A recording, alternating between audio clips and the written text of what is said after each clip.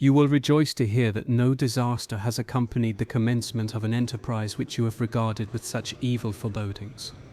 I arrived here yesterday, and my first task is to assure my dear sister of my welfare and increasing confidence in the success of my undertaking. I am already far north of London, and as I walk in the streets of Petersburg, I feel a cold northern breeze play upon my cheeks, which braces my nerves and fills me with delight. Do you understand this feeling?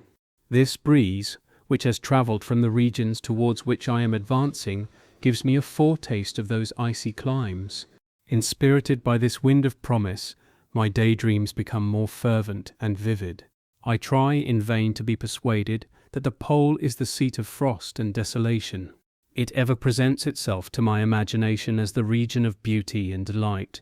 There, Margaret, the sun is forever visible, its broad disk just skirting the horizon and diffusing a perpetual splendour. There, for with your leave, my sister, I will put some trust in preceding navigators.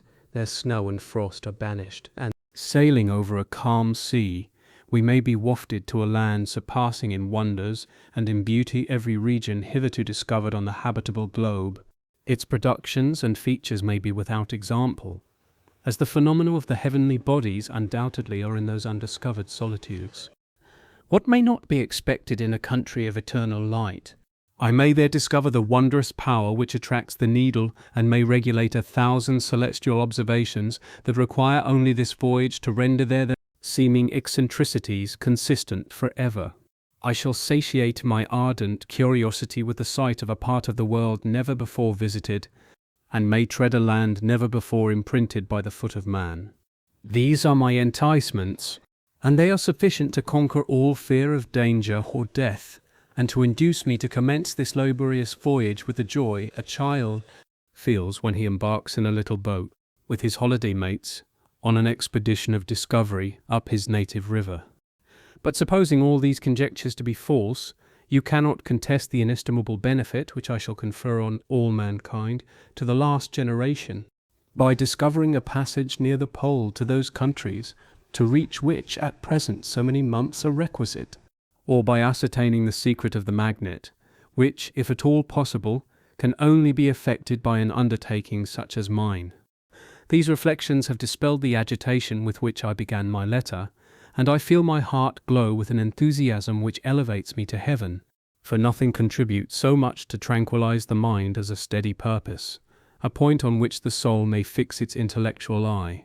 This expedition has been the favourite dream of my early years.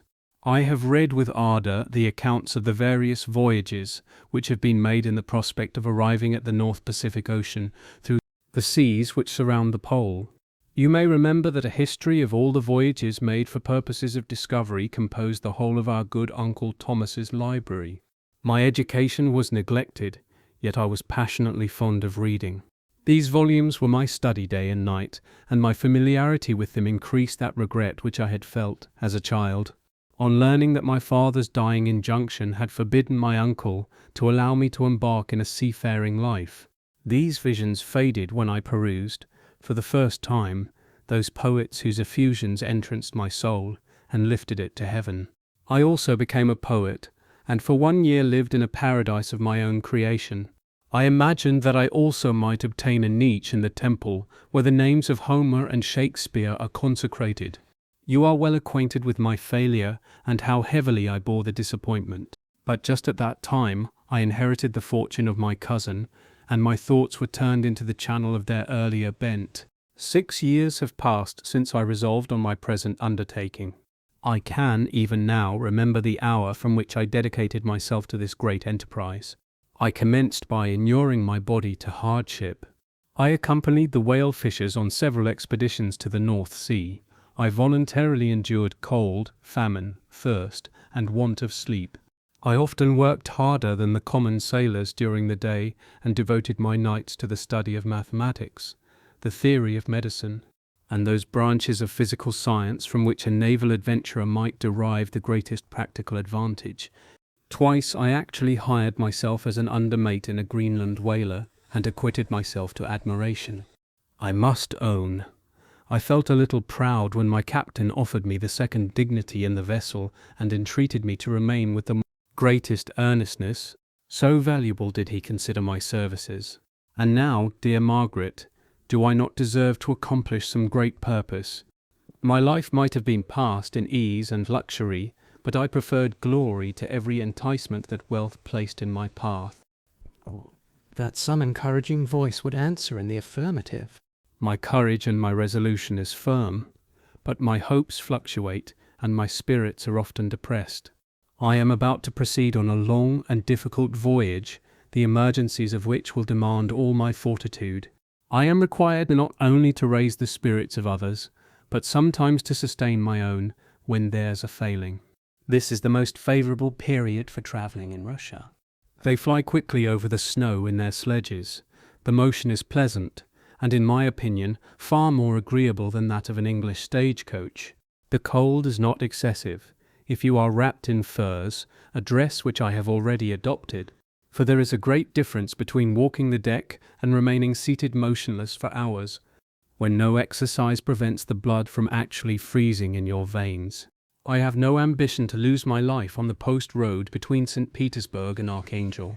I shall depart for the latter town in a fortnight or 3 weeks, and my intention is to hire a ship there, which can easily be done by paying the insurance for the owner, and to engage as many sailors as I think necessary among those who are accustomed to the whale fishing. I do not intend to sail until the month of June, and when shall I return? Dear sister, how can I answer this question? If I succeed, many, many months, perhaps years, will pass before you and I may meet. If I fail, you will see me again soon, or never. Farewell, my dear, excellent Margaret. Heaven shower down blessings on you, and save me that I may again and again testify my gratitude for all your love and kindness. Your affectionate brother, R. Walton.